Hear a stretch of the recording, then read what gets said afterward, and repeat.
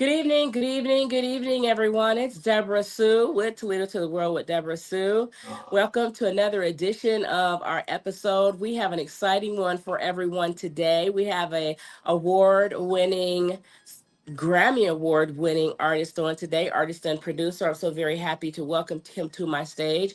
But before I do that, let me send my shout out and thank you to all of those who helped this show, help to be this show what it is today. I'd like to shout out all of my followers on YouTube, Roku, okay, Instagram, and Facebook, of course.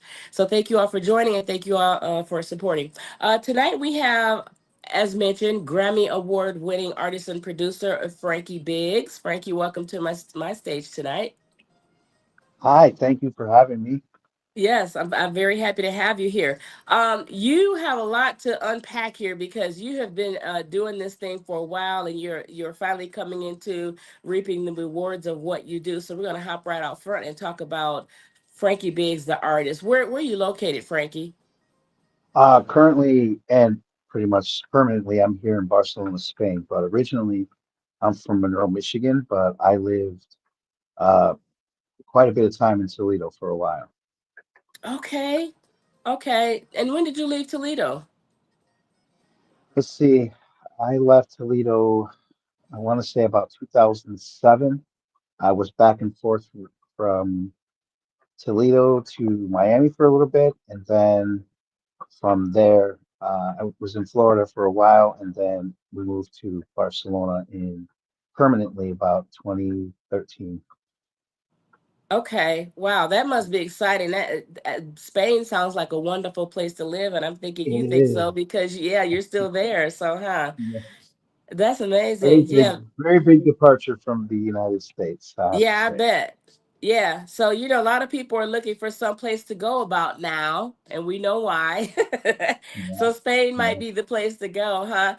How have you It, adapted to the culture there? Was it easy to adapt to the culture? well, yeah, because my originally, I'm Native American Mexican, Okay. so um, and I have black roots in my family as well. So I was kind of fortunate to grow up with both.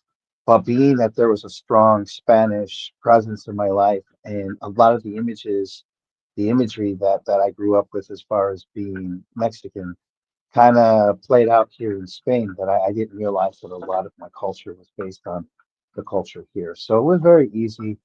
And not to mention that there's Spain is a lot like the United States. There's just a mixture of people here. And the particular neighborhood that I live in is very culturally diverse. So That's it's really cool. Yeah. that's nice to know. And how did you find the acceptance or the or lack thereof the acceptance as far as your music is concerned? Did they gravitate to your type of music right away, or is that something you kind of had to get out and really hustle for? I think I had to hustle in the United States. Okay. Here, I was an asset for people here because I was bringing a plethora of education and Mm-hmm. experience that they wanted from the United States. And for one reason or another, it's hard for some of these folks to get that way. You know what I mean? Mm-hmm. So for me to be able to bring, production and DJing and just a different mindset about the music business, especially in dealing with mental health and how to keep yourself grounded as an artist, producer, or DJ without, losing your mind. Because there's a lot that you can slip out to in this industry, I'm sure, as you know. So, Mm-hmm. Mm-hmm. Yeah, yeah. As I mentioned to you before the show got started, I am in the industry, not so much as I was before, per se, but I've gone from 17 artists and whittled that down to quite a few because there's a lot to unwrap in that, especially with the management part of it and the business part of it and the traveling part of it and, record labels and so forth. So, but the interesting, and first of all, let me welcome everyone to the stage. Hey, little Terry, thank you for joining. Jonathan, thank you also for always, Jonathan. Jonathan is my, there you go, my publicist. Thank you. Little Terry said he that's thought you looked phenomenal. like Joe. Do you get that a lot that you look like Fat Joe?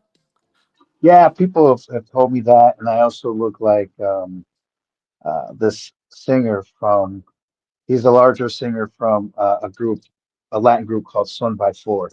I'm used to it. I mean, it is what it is. I don't Yeah, care.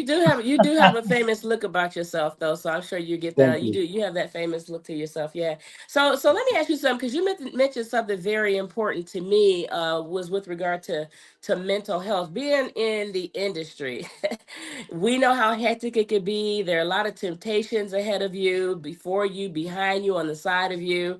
Um, and oftentimes when you travel, you have to leave your family behind. How do you manage balancing your mental health, being an artist, and then having to deal with your family dynamics as well? Well, I, as I got older, because I'm 52 now, and as I got older, I became more of a homebody. You know what I mean? Because I Mm-hmm. was traveling all the time, all over the place, and it was fun for a while, but the older that you get, the sicker you become on the road, you know. And I was Mm-hmm. DJing festivals and clubs and all over the world. And then I was also, it was a little lighter on me when I would do conferences, and I would be like a speaker at a conference concerning mental health. Those type of trips are really, really cool because sometimes I could bring my wife with me. Other times, though, when it comes to gigs and DJing, it's a little harder. Started to get Mm-hmm. really hard on me, and then I stumbled across becoming uh, an influencer on YouTube, and that kind of just took over everything at that point, and it made more time for me. You know, I had already built a recording studio here at my new house. We had bought a house and we got everything in squared away, but I wasn't spending enough time here. You know what I mean? Because I was constantly leaving. So that it it it was a decision I made to kind of balance that and to be able to be here and concentrate on my productions, my remixes that I'm doing. Also doing something fun, which was doing reaction videos for K-pop and J-pop and different music around the world. So that's how I was able to deal with that, being on my own terms instead of being on a promoter's term or a booking agent's term. That was one. Number two, just being able to fly back and forth as I need to the United States when I needed to. And my son and I, he's also an artist, and actually he'll be here in a couple of days, so he flies quite a bit Okay. from Detroit to to Spain here. So although it's still hard to exist here when I've left everything that I know in the United States to be here, at least I do get to see my son, and my parents will be coming here pretty soon. So yeah, I manage it, but it is hard and it is stressful because um, I do miss them a lot. And Yeah. sometimes I find myself being just a little more touchy than I need to. You know what I mean? It's just Mm-hmm. because I'm missing so many people. And I also suffer from CPTSD. So this is another reason why I'm able to talk about mental health and, you know, in its state with artists like myself. But that's how Yeah. I've done it. Yeah. Yeah. Don't you think though, with the stressors that you have you found just within yourself that the music that you create tends to be an outlet for your frustrations perhaps, or even for some of the darker side, thoughts that we have? Do you find that the music serves as an outlet for you? It definitely does. I mean, without it, I couldn't exist. I don't think I'd be doing. I'm not really good at anything else. There's only a few things in this life that I'm really good at. Mm-hmm. Music is one of the top things, and so without that, the other things are just not anything that would give me a career. So I I guess I'm lucky in that way. I'm sorry, completely forgot the question. Could you repeat that again one more time so I can? Do you find that your music, when you're in the studio, do you find that it tends to be an outlet for your frustration and for your Yeah, mental anxiety? yes, it does. It really, really Yeah. does. It helps me a lot. But the thing about that is that it's, for instance, my wife, she's an executive, she's a lawyer, so she's kind of been groomed in that way of thinking. And no matter what, she is the VPO of her company, so she has people that she has to be there every single day, no matter what. She's Yeah. really good at being able to separate herself from that to everyday life. Whereas me, it's everything full frontal, music Yeah. all the time. But I tell her that for me to be successful and to be efficient, I have to have things very peaceful around me because if not, it could ruin a whole day. And then I could Mm-hmm. just be sitting in the studio not doing anything, and I have deadlines, but it's hard for me to motivate myself to go forward. Are you there? I think we lost you.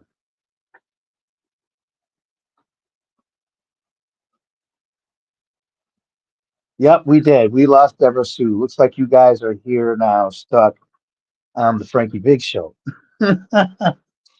All right. So yeah, I don't So know what. there you are. Yeah, I don't I know was gonna have what to take the happened show because over. I am actually on do not disturb, so I'm not exactly sure what happened there. So, but yeah, I completely understand it, and you're very lucky with respect to the fact that you have your wife is able to deal with your artistry. Number one, she is an attorney; she knows how to protect your back. So Yeah. you have someone there that actually is an asset for you. And you said a lot of things to me that really should be unpacked because some of what you talked about is exactly what I try to relate to artists. This is not an easy industry to be in. Especially when you get to the level where you're at, where you're recognized by, the academy for your artistry and for, being a producer. It's not easy. It's a little, I don't even want to say it's easier the higher or the more recognized you get, because it's not the same pressures are still there. They're just unboxed in different areas, and so one of the things that I think is extremely important for artists to know, because you mentioned it, you have a lawyer, so she's your attorney, you have your business in order, you have your copyrights, you have your portfolio, you traveled, and you've learned to balance your family along with what you love to do. Like you said, it's what you do best. Music is what you do best. And I have been in the studio with many artists from here to St. Louis to New York, and literally I could go into a studio and watch these guys let out a whole different personality that I had never known. Because they get in the studio and they turn into this secondary person. Amazing people, don't get me wrong, but I do see how musicians are able to take being in the studio and having that solitude to express what you're feeling inside, whether it's anger or happiness or however it is. It's an amazing thing to see if a person has never seen it. So kudos to you for finding a way, to make the balance so that you can have a stable have that mental stability. Thank you. Yeah, And not to absolutely. mention, any little gain is positive. I don't look at only the bigger things that happen. I mean, we just hit 10,000 subscribers a few days ago on my YouTube, and that to me was awesome. It was such a great climb. It took me a year to do that. Hmm. If it hadn't been for my wife to actually come in and produce the show for me Yeah. and really do the behind the scenes, the marketing and you know everything, I don't think we could have gotten here. But sh- having a great partner and having a good team, even if your team is small, man, you know what I mean? Like that is a thing that I think people need to focus is like you really only need like one or two good people. You know Hmm. what I mean? The other people are going to come in as just like a movie. When you watch the movie, the credits have all these people, but really the most important people that you're going to see in a movie are going to be the executive producer, producers, directors. You know what I mean? That's And right. that's the engine that keeps that car running, not just the actors and actresses. Yeah. So having a good team is an important thing, and I was very, very fortunate and lucky. Um, Yeah. I tell you something else you're fortunate in, and I've just been made aware of who your son is. Your son is Rome. Because yeah, I talked to him before too, and Jonathan just let me know that that's your son. So your talent runs in the family, then, huh? You passed it on. yeah, that's my man. I have another son too. He's pretty talented. His name is Lewis. He lives in Texas, and he's more of an economic.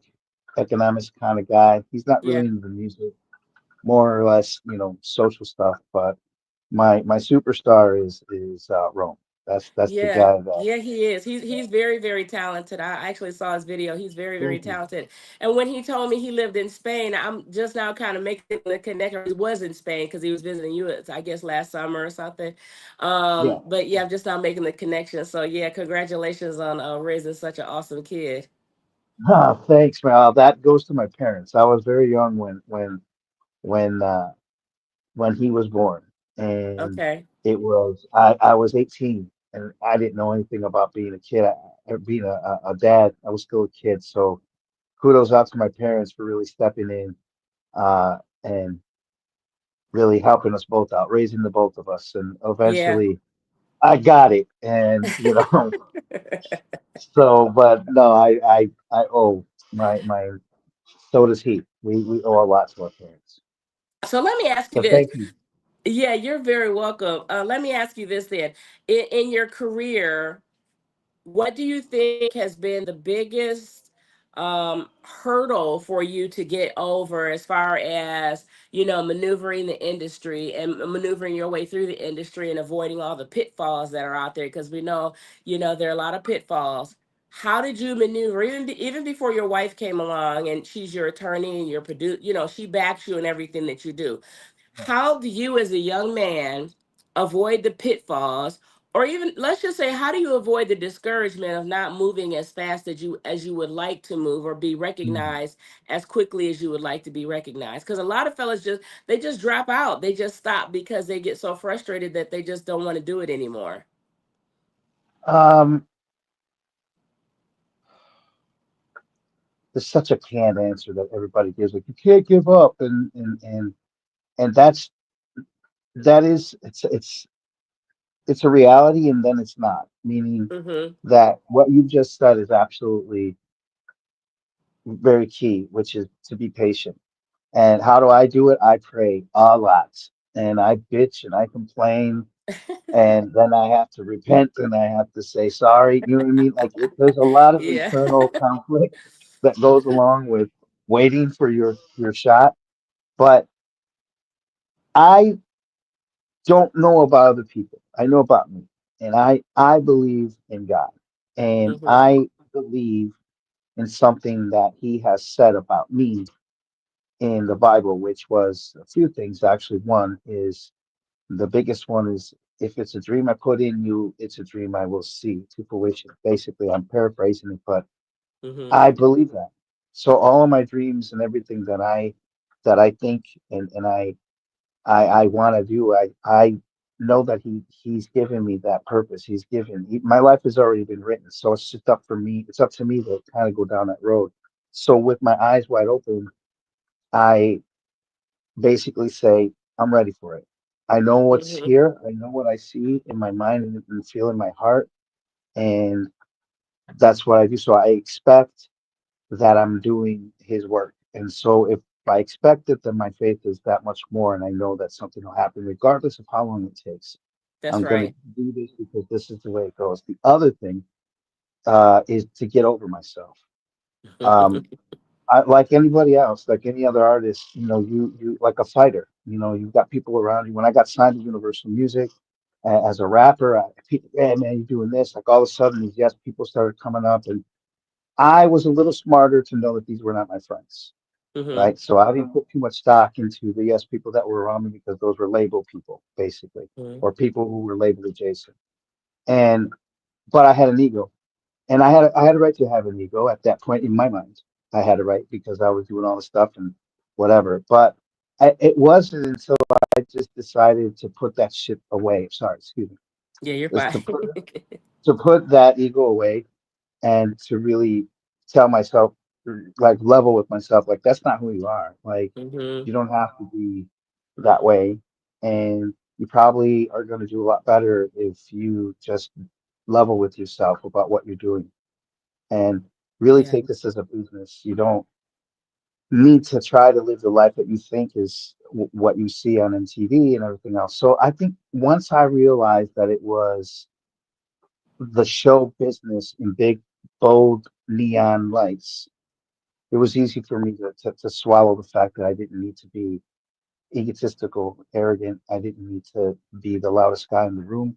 I didn't need to have all the hottest girls around me. I didn't need to have all the jewelry. Once I realized I didn't need any of that stuff, and that stuff was just fake anyways, Mm-hmm. um, I was able to get over myself and not be Yeah. such an asshole, and Yeah. really instead of really like I like to help people, so that's what I should do, right? I Mm-hmm. love doing Exactly. music.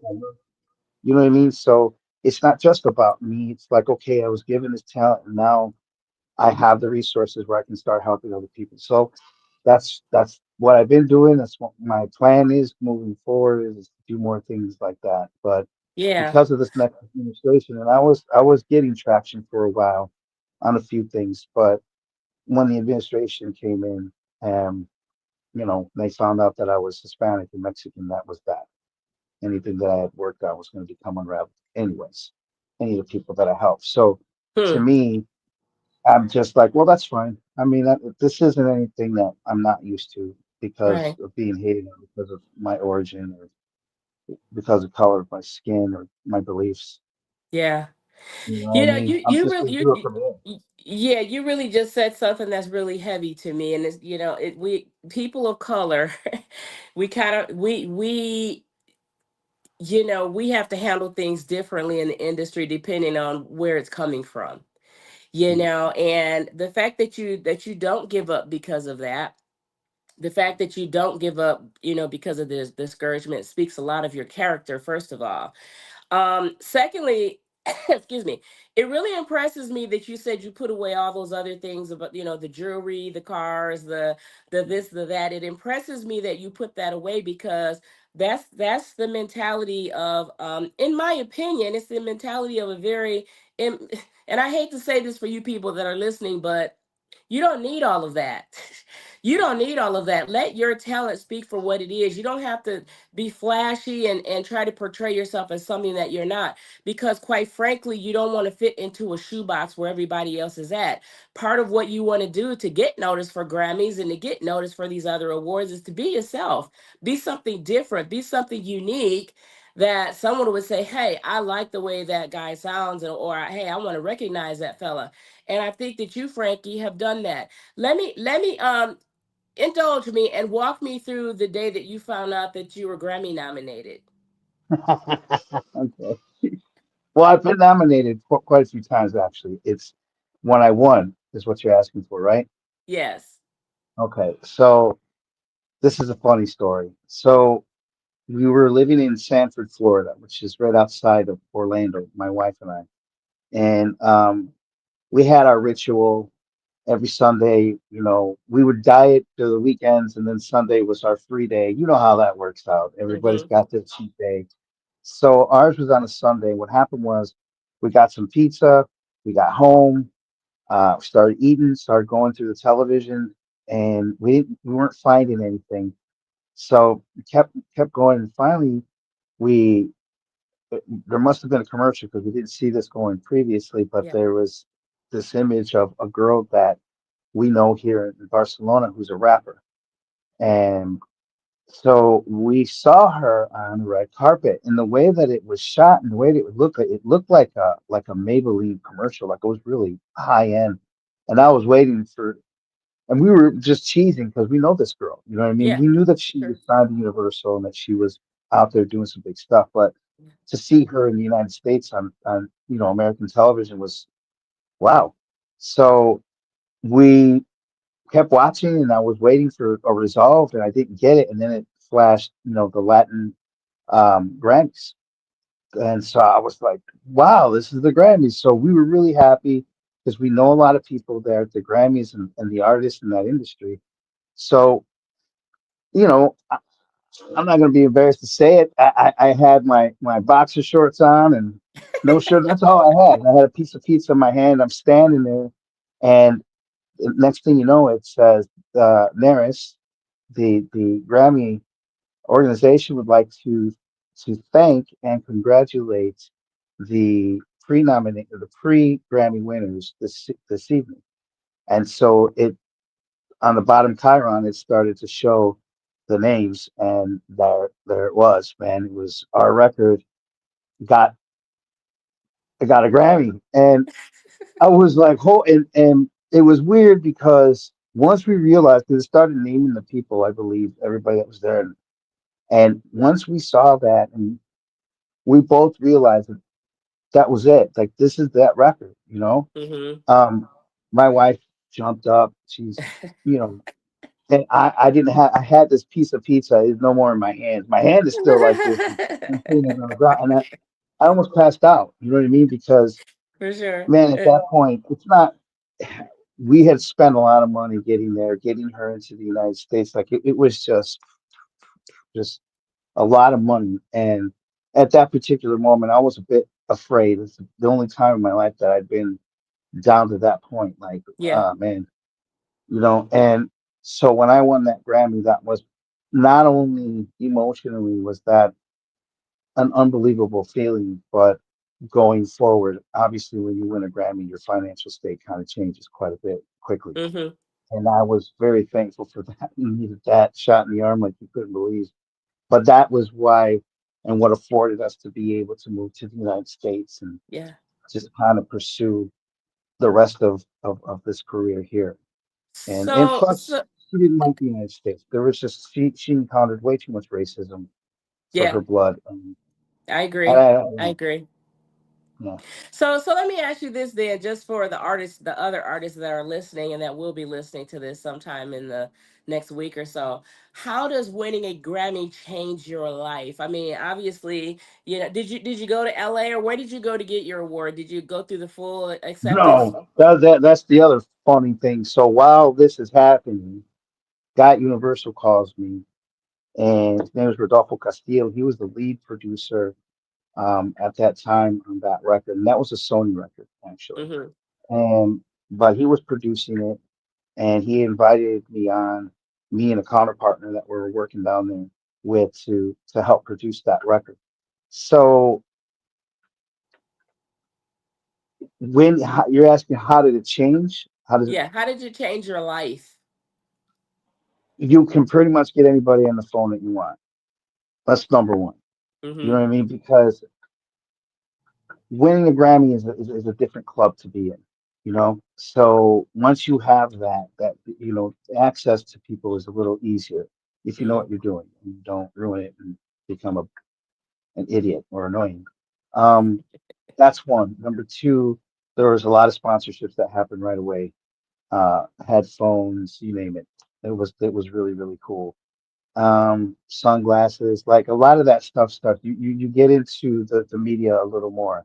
Mm-hmm. Um, but because I wasn't really looking to be an artist, I was more at that point, even though I was signed as an artist when I had done it, by Mm-hmm. that point, my deal was already done and I was looking to open up my own record label and everything else. Sure. So it just helped. It helped in every sense of that. And also it was a very big coming to Jesus moment for a couple people in my family who made my life miserable, being, you know, always telling me I should get a job at Ford or I should, you know, be an apprentice and all this kind of stuff. And it wasn't that my uncles and my dad and everybody worked at the auto industry. I did for a time too, but I just didn't see myself there. So because I didn't see myself there, I was treated quite badly, not just by Mm. people in my family, but also people that I thought were my friends. Yeah. So to me, winning that was kind of a big, you know what it is. It's Yeah. kind of a big. It's an I'm I trying to be told you. Christian, trying to get right with God. So, Yeah, that's an I but told you so it was moment. validation. Yeah. Yeah, it was a very big validation, and so Mm-hmm. that helped me a lot too. Because believe it or not, you do get a lot of fake people. But I was so blessed to have already gone into this industry knowing who I could and could not trust, and I could smell those type of people from a mile away. So I Mm-hmm. think that I just wasn't an easy person to approach at that point, and I made it that way. So that when I did talk to people that were going to be serious with me, they were serious people, and not a bunch of, you know. I got to be honest with you, my heart goes out to them. I got a lot of artists who approached me all the time, just a lot of arrogance, and that just didn't win me over. And that's what changed me too. Was like I Mm-hmm. cannot be like this anymore. You know what I mean? Like I have to really get rid of this tough guy act and really just be who I am as a real person. You know what I mean? Yeah. And so, I couldn't help everybody, but I did give advice to a lot of people. And eventually that got the attention of Paul McCartney, one of the Beatles, and one of the guys at one of his schools that opened up here in Barcelona, and they hired me as a professor. And so I became a Hmm. professor and I taught music business for a while. Yeah. And that changed, that's why it changed me. And you have to think, you would never get a professor's job at a major university in Europe unless you came with a lot of acclimates. I mean, and you know, education. But because of that Grammy win, and because of everything else that I did after, yeah, I didn't even graduate high school, and I'm a professor. That's amazing. That's amazing. You became a higher education educator, and didn't For graduate high. You females, just for had women. doors just open for you. Doors open for you once you won that award, and as you say, it was because of your higher power belief. And then you did some changing yourself, and obviously you were blessed for doing that. Now you mentioned Paul McCartney. Who are some of the other industry names that you've worked with? Well, let's see. Wow, a lot of people. A lot of the older stuff that I did was like for Mariah Carey. I did remix for Britney Spears, Toxic. Um, I did a radio remix that was really cool for Christina Aguilera, and it was for the video of "Come Hmm. On Over." Let's see, and then I regrettably now did some work for Kanye West on "Gold Digger." I did a Latin version, how do you say, a reggaeton version when it was just coming out. Same thing for 50 Cent for that was his label, but it was also another sub label that had me do a Spanish version of it that really, really did well. And then a lot of the bigger artists like in the Latin industry. So I'm trying to think like David Bisbal, like a lot of salseros, people in salsa, so a lot of different music. I mean, Yeah. I was kind of the way that at that moment was happening was that reggaeton was really big.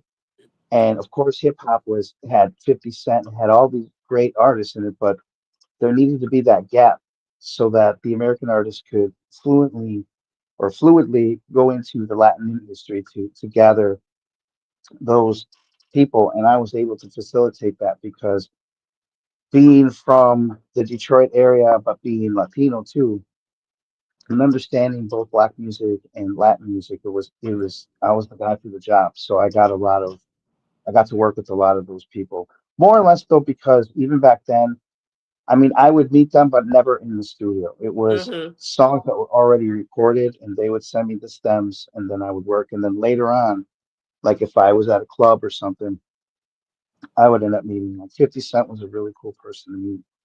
And yeah, I've met a couple of them. Got a lot Yeah. of them actually. One of my best friends is a celebrity, Tommy Davidson. I Okay. really love him. Comedian. Yeah, that's my brother. Yeah, Okay.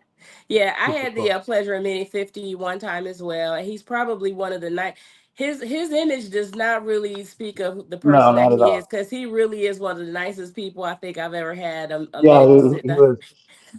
We were in Atlanta at the All-Star game when they had just dropped in the club, and we were at this in Atlanta called Club Bubbles or something, some club. And at that point in Atlanta, everything is just wild. But he was there with his uncle, I guess, and he uh, he stood next to me, and nobody knew who he was, and he introduced himself to me, and I'm like, "Oh, cool, man! I've heard of you, definitely." He said, "Don't you have a new song out?" He goes, "Yeah, yeah, yeah, but don't say it too loud." I'm like, "No." And we were just standing there, and they started playing it, and man, everybody just went out on the dance floor, and they didn't know that he was standing Right there. Yeah. right there, man. This guy was right, and he was so excited, man. He was just the biggest smile Yeah. on his face. He's a definitely cool people. Let me ask you this. Have you had Anybody that you've worked with in the past that you kind of wish that you didn't, that you regretted the relationship or even starting or maybe never finishing? Do you regret, have any regrets along those lines?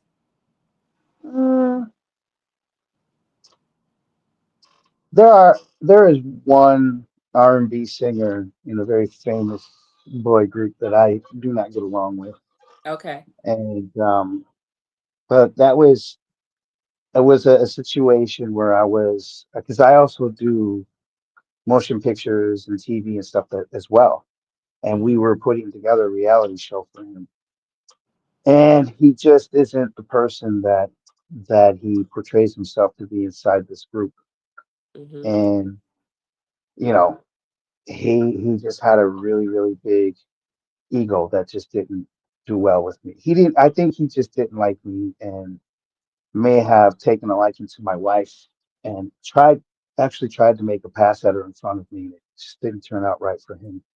Yeah. So just kind of having to dissolve that relationship and kill that show was really bad. But he's really Yeah. the only person. I won't name him, Yeah. but No, no, other no. than that, You know, and I've had relationships like that too. There have been some folks that honestly I wish I had never met. I yeah. guess we have those situations, and the good thing about those experiences is that once you learn that type of personality, you tend to know it from now on, and you tend to stray away from it and not even get involved with that same type of personality. And there are many of them, trust me, in the industry, so I know how you feel. Let me It, let me little Terry said, hey Terry, thank you for coming back. Jonathan says, shout out to comedian Tommy Davidson. Frankie's son Rome helped me to land his daughter Jillian Jolie Davidson as a client a couple of years ago. Thank you all for the connection. That's really, yeah, Jonathan, you're making some big moves, sir, and your connections are actually getting you some great clients on he's your an list. amazing So person. yeah, he's Yeah. amazing. He's absolutely amazing. Great publicist, great manager. He does a lot for folks in the industry. So if you guys ever need some help, I'm telling you right now, get a hold of J. Cole. We call him J. Cole on our side of the tracks, but it's Jonathan Coleman. You can reach him through the links in through the comments in my links, I should say. Okay. We're at the 6:38 hour. And I haven't even asked you what your future endeavors are here. We got new music coming out, or what's going on with you now in 2025? Well, now I'm working a lot in the K-pop industry. Um, um, I do a lot of reviews for the group BTS, which is one of the biggest boy groups in the world right now. They have over almost a billion fans Oh, worldwide. wow. And yeah, so these people keep me afloat. They keep my channel going. There's another person that I am reviewing by the name of Dimash, and he's out of Kazakhstan, I believe, and he's a singer. And you've never heard a singer like this in your life. And I'm a big Mariah Carey lamb. I am like Mhm. Mr. Lamb all the way. I love Mariah. That's my girl. And in my eyes, nobody can sing better than her. You know what Yeah, I mean? She you and takes everybody else, Mariah is tops. Listen, Mariah. That's my baby. But this Dimash makes Mariah look like a kindergartner. you're Same with kidding. Celine Dion. Same with any big singer that you can put this guy in front of. He eats them. He has his vocal tone starts at the very first key of the keyboard, and he can full voice sing higher than there are notes on a keyboard. That's how Wow. incredible this man is. Dimash, Dimash, Dimash. And so yeah, and the K-pop industry in a whole now has become a really nice home for me. I've done some big remixes for some of the bigger artists there, some girl groups, and the thing is like that whole boy group, the whole girl group thing is a really big deal out this way. Mm-hmm. And so yeah, man, we're in it. My wife just put out a documentary about how to win Grammys for some of these groups because they get looked over a lot by the Americans. Yeah. So we kind of, yeah, we're at the time of our life right now, man. And Yeah. as far as DJing and stuff like that, yeah, I'm still doing that. But between the YouTube, the other thing that I have is that I just got a movie deal that we're doing and with some folks out there in Los Angeles. So I've been script writing a lot, and that's been taking up a lot of time, and that's a whole new adventure for me. But luckily, I got a really good team too to kind of reel in the ideas. But yeah, we're working a lot with a lot of Hollywood stuff, a lot of people out there, and Hmm. my focus has been on Native American culture, Mm, and that's what these movies are about. Basically, it's yeah, just a lot of Native American theater, and yeah. it's extremely needed. And Hmm. to be quite honest with you, we want our land back. Yeah, that would be an This amazing administration thing to has done do. nothing but remind us that our land was stolen from us, and yeah, we want Hmm. that shit back. Yeah, So yeah. That's a subject I think I'd like to take a whole nother 2 hours to talk about, because I could talk about that, as far as stealing our histories are concerned, and the Native American, because I have Native American ancestry in my blood as well, and so it's a tragedy what has happened. But listen, you know what? God sees all things, and He adjusts all things in due time. That's really how I feel about it. Let me ask you this then, because you talked about working with girl groups and boy groups that are, it's actually trying to come back in the United States too, because for a while it faded away. I think after NSYNC and Backstreet Boys and all the rest of that, when they broke up, you just didn't see too many girl and boy groups come out anymore. I'm seeing more. What is your view on where music is headed right now? Because it's changing. The everything about it is changing right now, and I'm watching us go through another revolution, of new music coming back. And I feel like underground will always be around. We know that, okay, because it just would be. But I feel like the face of R&B is changing. It's coming back. I feel that rap is going on the decline. Some of the harder rap is going on the decline, but I'm sure that it'll still be popular in the underground or what have you. Um, but I would love to see. We spoke about Native Americans. Do you work with any Native Americans in the industry, because they don't get much recognition, or do you see some hope there? I only work with a few of the councils now that are out by the four corners, which is New Mexico, Utah, Arizona, and Colorado. But not when it comes to music. I'm going to be music supervising these films, and the one particular film is dealing primarily with Native American affairs up to Hmm. date. So my plan is to basically do the soundtrack with Native Americans. The issue is now we've been in contact with the Utes, Indians, and Navajo, obviously because Navajo are the biggest and most powerful. But Hmm. is they're very, very timid people. Yeah. It is also very hard for them when if I'm reaching out to them and they see that I'm coming from Spain. Well, that's a conversation piece, believe me, Yeah. because these are the people that took them over. You know what I mean? And I'm living in Right. Spain now. So Hmm. I have to let them know. I'm like, okay, we all know the world is not like that. These Spanish people here know what happened, and I'm telling you, are not what you think. They, you know what I mean? They're not fascist people. They would have never done that. It was their government to do that. So other than that, I want to work with more of the musicians, but they're very hard and very skittish to work with. And it Hmm. doesn't matter if you have a Grammy or anything. They're very into what they're doing and only what they're doing. So Hmm. unless you've got money, you know what I mean, and there's a budget, then Yeah, like with anything, you're gonna get conversations. But for sure. and I don't want to Yeah. waste these people's time either. Once the money comes and there's a budget to talk about, it's the best time. So I have my eyes on a few, not only for the working the music part of it, but there's a couple artists that I'd like to actually put in the movie as actresses that I think that could make that next step. And so yeah, we're working with a really good crew out there and a Uh-huh. really good casting producer and So agent out there. speaking about the movie, when can we expect to see that it's going to be released?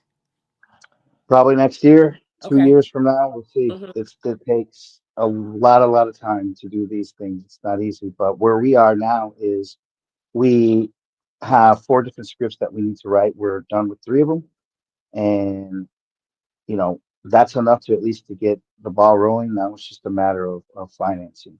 Yeah. Finding you have investors, but there's the investors play tag with each other. It's a unique song and dance that happens when it comes to financing motion pictures and TV. Yeah.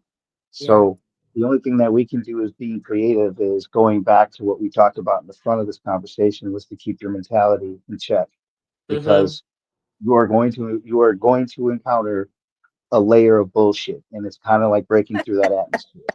You know what I mean? Yes. You got to break through that atmosphere, and once you're out in space, it's a little easier to control where you're at. So this is where we are. We're in the beginnings of that bullshit cloud. So we'll Yeah. get through it.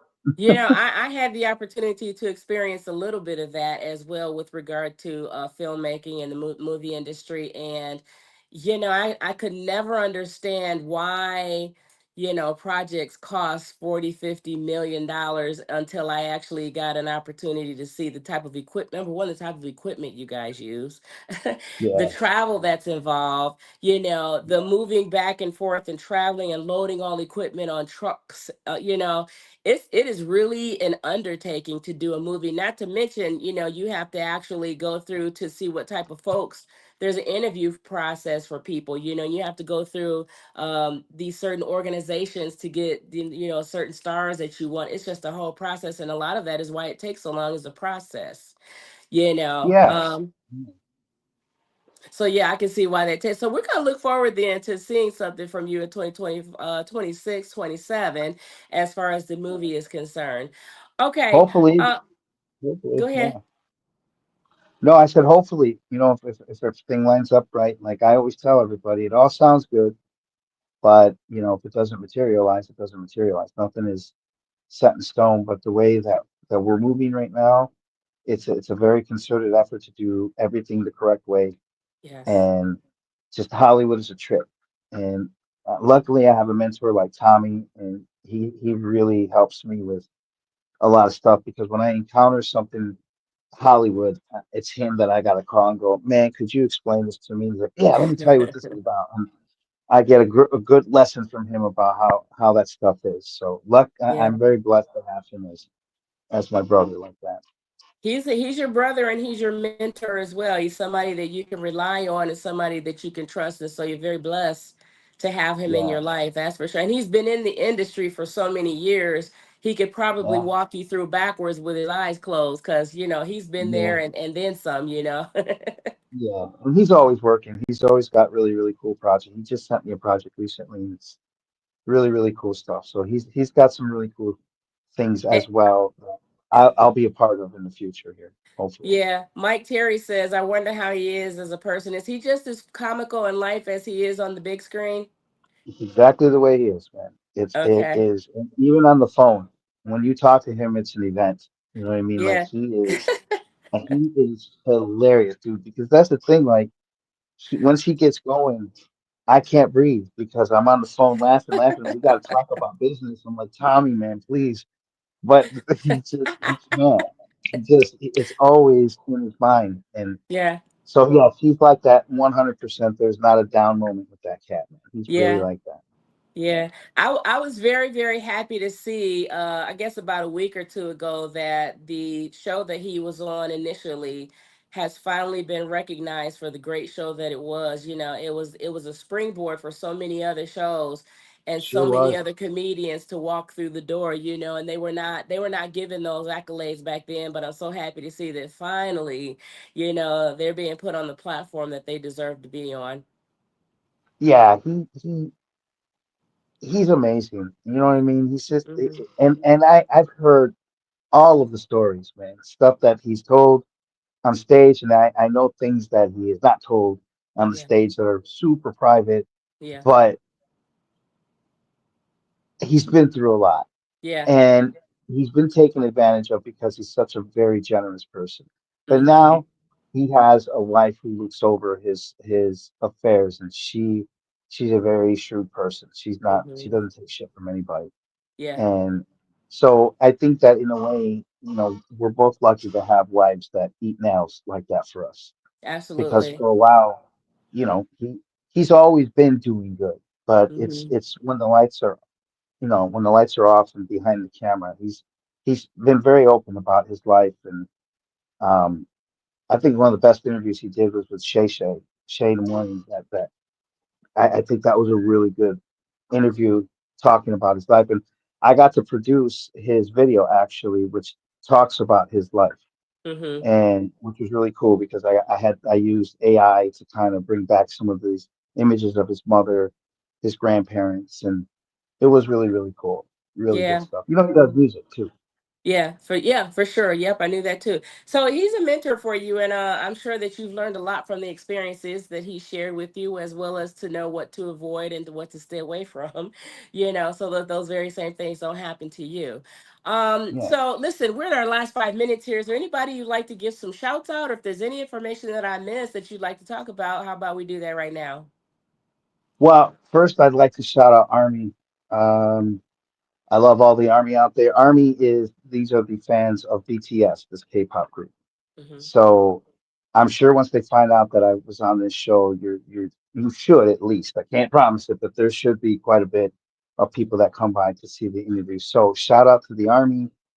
Thank you very much for being there during this journey with me, with the YouTube, and now, we're going to be going to Taiwan pretty soon, and in Korea, we're going to be able to meet a lot of the people that are out there that are behind the scenes Yeah. and with that group as well as the labels and everything. So if it wasn't for the Army, I wouldn't be doing this right now. So big shout out to BTS and the Army. Same for the beers. Those are the people that back up. Dimash has been an eye opener as a musician. So thank you for those people. And then really everybody back there in Toledo. I miss Toledo. I miss Monroe. I miss Detroit. My parents. Big shout outs to you. Thank you for having me on the show. And J. Cole, Mr. Coleman out there is just what a gentleman that guy has been. And that's really about it. I mean, my entire family. I miss them all, man. And when I'm lucky that when I do go back, I get a lot more attention than I've ever had. Mm-hmm. And for that, I'm very grateful. You know. Absolutely. Yeah. So I Well, if thank you ever get everybody a out there. chance to, when you get back to the States, if you get a chance, make sure you find Deborah Sue. So you and your wife, I could love to meet your wife because she sounds like a phenomenal woman. And Yeah, I'm always about phenomenal women. I said this before. I think I said it on your show, Mike, that behind every good man is a phenomenal woman. Whether it's a good man or a that's bad man, true. it's a phenomenal woman when you have reached certain levels. There's somebody behind you that is an awesome person. So I'd love to meet her when you come back to Toledo. Make sure you reach out to me so we can go out and have a We'll chat, do maybe that. have a We'll drink. do a dinner, man. We'll go Okay, out to dinner at Rome and yeah, we'll make it a big deal. I would love to do that with you and absolutely. meet you. For sure. I love that. I love that. Okay. Well, thank you so much for sitting in my seat tonight. I'm so happy you agreed to do so. You are a phenomenal person and you are Thank doing you. big Thank things. you. The awards and everything, yes, those are great things, but when you look beyond the things that you have done beyond that, beyond the awards, that's pretty phenomenal what you're doing, and the fact that you're helping other people is even bigger in my eyes. Thank you very much. Yeah, It big wouldn't be shout out for possible that. without the man upstairs, man. There you Big shout go. out to my man Jesus Christ, man. That's There my you dude. go. That's right. There you go. I feel like we should pray right now. I'm not I'm all about that. So All right, Frankie. Thank you very much for having me and being having me for being on my show because I felt like this is your show. It actually is. It's you're here. I'm here to highlight you. So so that probably was not even a mistake to say it. Thank you for having me in your time. How about that? I like no, that you shared your time with me. anytime, anytime. And thank you for having me on your show. And thank you, Toledo, for the support. Same with Monroe and Detroit and everybody there, man. Thank you very much. And I miss you and we'll see you soon. Very good. All right, everybody. That's going to wrap up our show for today. Make sure you join me next week for another great episode of Deborah Sue, with me, Toledo to the World with Deborah Sue. We're going to have another person on next week that's of high interest as well. Going to have a great conversation. Make sure you check me out next week on YouTube, Facebook, Roku, and Instagram. That's Toledo to the World with Deborah Sue on those platforms. We will see you all next week. Until then, try to stay well, try to stay healthy, and we'll see you then. Take care. Bye bye. Peace.